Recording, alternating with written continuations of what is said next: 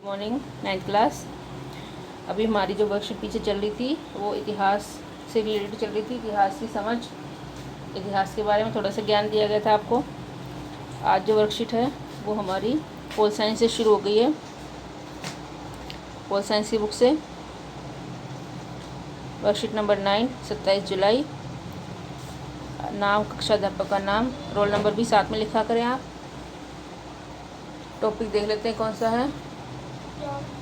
हमें संसद क्यों चाहिए। सबसे पहले तो आपको ये पता होना चाहिए संसद क्या होती है। संसद जो है, जब हम अपने प्रतिनिधि, जिसको हम वोट डालकर चुनते हैं, जहाँ पर वो लोग मीटिंग्स करते हैं, जितने भी नेता पूरे देश से चुने जाते हैं वहाँ पर जो मीटिंग करते हैं वो संसद कहलाती है। संसद के 2 सदन होते हैं, राज्यसभा और लोकसभा। राज्यसभा जो है वो बड़ा सदन होता है, मतलब पहले नंबर का, और लोकसभा जो हमारा दूसरे नंबर का सदन होता है। जब हम प्रधानमंत्री चुनते हैं वोट डालकर, जो 18 साल के बाद हमें वोट डालने का अधिकार मिलता है, उसके बाद जब हम प्रधानमंत्री चुनते हैं तो लोकसभा का प्रमुख होता है, लोकसभा की कार्रवाई करता है। तो ये तो था जनरल थोड़ा सा। अब देख लेते हैं आगे। हमारी संसद देश के नागरिकों को देश के लिए निर्णय लेने की प्रक्रिया में हिस्सा लेने और सरकार के असंवैधानिक कार्यों पर अंकुश रखने में मदद करती है। जो संसद है, जो हमारी ये संसद है, लोकतंत्र में महत्वपूर्ण भूमिका निभाती है। भारत एक लोकतांत्रिक देश है। लोकतंत्र मतलब जहाँ पर हम अपना नेता खुद चुन सकते हैं, अपने विचार व्यक्त कर सकते हैं। तो जो संसद है वो हमें निर्णय लेने की प्रक्रिया में हिस्सा देती है और सरकार के जो असंवैधानिक, देखो छोटा सा लिखा हुआ है, इसका मतलब ये है कि जो संविधान के अनुसार ना हो, जो संविधान में लिखित ना हो। संविधान आप सबको पता है कि एक ऐसा लिखित दस्तावेज है जिसके आधार पर हमारा देश चलता है। उसमें देश कैसे चलेगा, लोगों को क्या अधिकार दिए जाएंगे, कैसे रहना है, हर चीज़ संविधान में लिखी गई है। 26 जनवरी 1950 को हमारा संविधान लागू हुआ था, जिसके उपलक्ष्य में हम गणतंत्र दिवस मनाते हैं। तो ये थोड़ी सी आपको ज्ञान की बातें बताई गई है। तो असंवैधानिक मतलब जो संविधान के अनुसार ना हो, जो संविधान के नियमों के खिलाफ जो काम हो। अगर कोई भी सरकार वो काम करती है तो जो संसद है उस पर अंकुश लगाती है। इसी आधार पर संसद भारतीय लोकतंत्र का सबसे महत्वपूर्ण प्रतीक है। तो जो संसद है दिल्ली में है, पार्लियामेंट हाउस, संसद भवन जिसको बोलते हैं, वहाँ पर बैठ के होती हैं।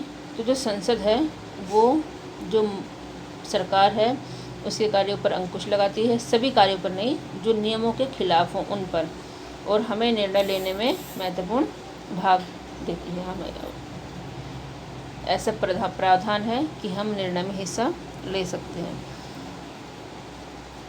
सबसे महत्वपूर्ण प्रतीक है लोकतंत्र का।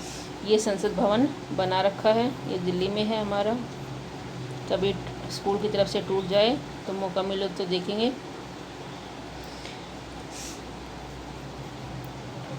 अब इसमें दे रखा है एक टॉपिक, जनता के फैसलों का सम्मान होना चाहिए। मतलब जनता जो फैसले लेती है, जनता अपना नेता चुनती है,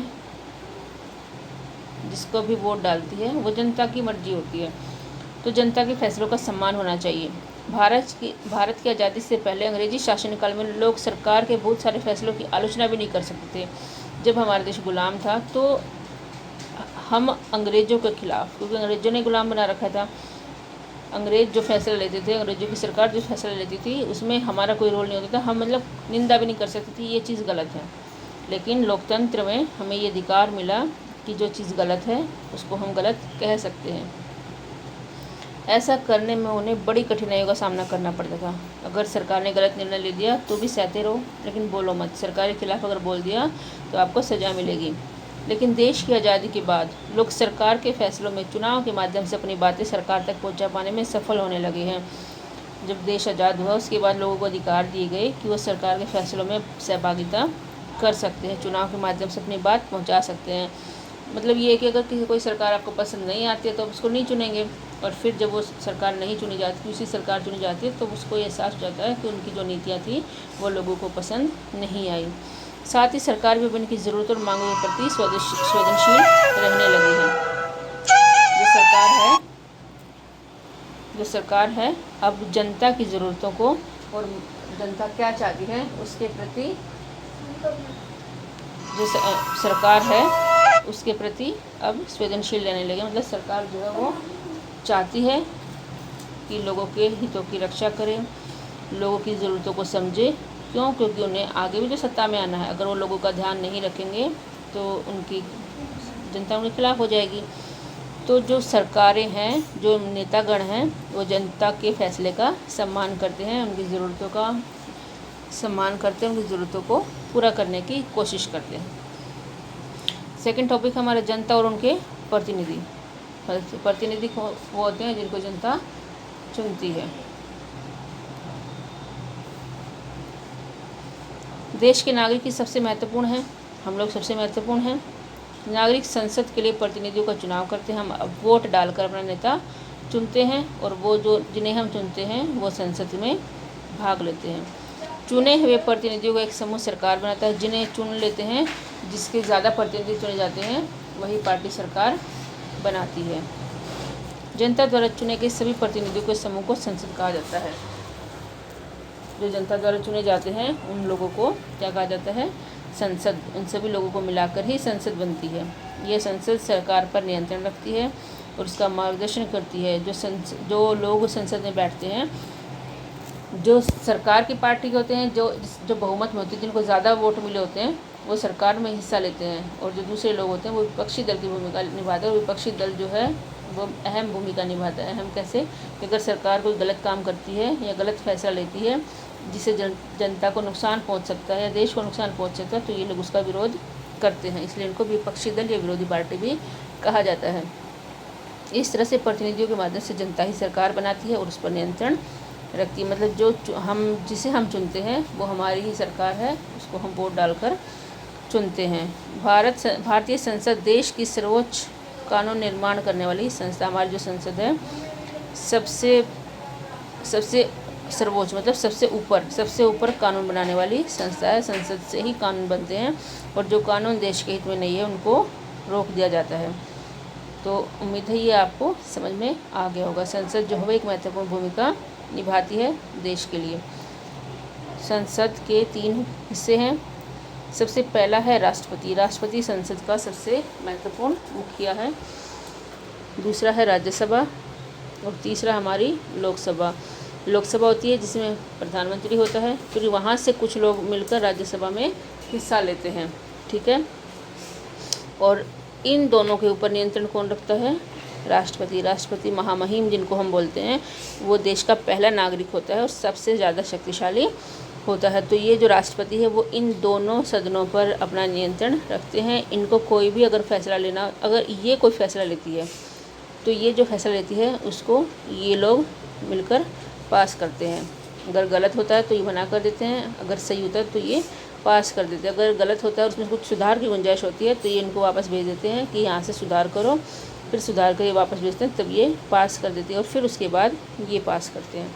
ठीक है। तो इस तरह ये तीनों ही एक दूसरे के लिए महत्वपूर्ण रोल प्ले करते हैं और सबसे महत्वपूर्ण हमारे राष्ट्रपति रोल प्ले करते हैं। तो ये हमारी संसद के 3 सदन, कहने में 2 आते हैं लेकिन ये हमारे सबसे बड़े और महत्वपूर्ण सदन कहलाते हैं। राज्यसभा का सभापति देश का उपराष्ट्रपति होता है। जो देश का ये राष्ट्रपति है और जो देश का उपराष्ट्रपति होता है वो इसका मेन अध्यक्ष होता है, मेन सभापति होता है। अगर कभी मौका मिले तो टीवी पर भी आते हैं हमारे 2 चैनल, लोकसभा और राज्यसभा करके, उनकी कभी कार्यशैली देखिएगा, आपको थोड़ा सा और अच्छे से समझ में आ जाएगा। और लोकसभा का जो अध्यक्ष है वो लोकसभा की अध्यक्षता करता है। मतलब इनका एक हेड होता है जो लोकसभा का अध्यक्ष कहलाता है और इसका जो हेड होता है वो उपराष्ट्रपति होता है और सिर का जो हेड होता है वो राष्ट्रपति होता है। तो हमारे जो टीवी पर भी ये प्रोग्राम है, कभी यूट्यूब पर भी देख सकते हैं। इनकी अगर कार्यशैली आप देखेंगे तो आपको बहुत अच्छे से ये टॉपिक समझ में आ जाएंगे, नहीं तो यहाँ से भी आपको समझ में आ ही जाएंगे। मैंने कोशिश की है पूरा आपको अच्छे से समझाने की, फिर भी अगर आपको कोई दिक्कत आती है तो आप ऑडियो रिकॉर्ड करके पूछ सकते हैं। अब क्वेश्चन देख लेते हैं। संसद के विषय में आप क्या जानते हैं? क्वेश्चन आपको स्वयं करने हैं। मैंने बताया संसद सीधे क्वेश्चन है। सरकार के फैसले में जनता कैसे भागीदारी निभा सकती है? क्योंकि सरकार को कौन चुनता है? जनता। तो उसके लिए सही गलत के निर्णय सरकार को लेने पड़ते हैं और ये अगर भागीदारी इस प्रकार से निभा सकती है, अगर उनको लगता है कि सरकार उनके साथ गलत कर रही है तो वोट ना डालकर अपना रोष जाहिर कर सकते हैं। बाकी आपको स्वयं लिखना, क्वेश्चन आप सारे स्वयं करेंगे। वीडियो में पूरी कोशिश करती हूँ बहुत अच्छे समझाने की। अगर आपको समझाने में कोई दिक्कत आती है तो आप ऑडियो रिकॉर्ड करके पूछ सकते हैं। क्वेश्चन आप स्वयं करेंगे क्योंकि क्वेश्चन ही आपके लिए बेस्ट है। अगर आप ये भी मैं बता दूंगी तो आपकी तो कोई प्रैक्टिस होगी नहीं। कोशिश करें क्वेश्चन स्वयं करने की। दिक्कत आती है तो आप बेशक पूछ सकते हैं। क्या जनता सरकारी फैसलों की आलोचना कर सकती है? स्पष्ट, तो जनता सरकार के फैसलों की आलोचना बिल्कुल कर सकती है।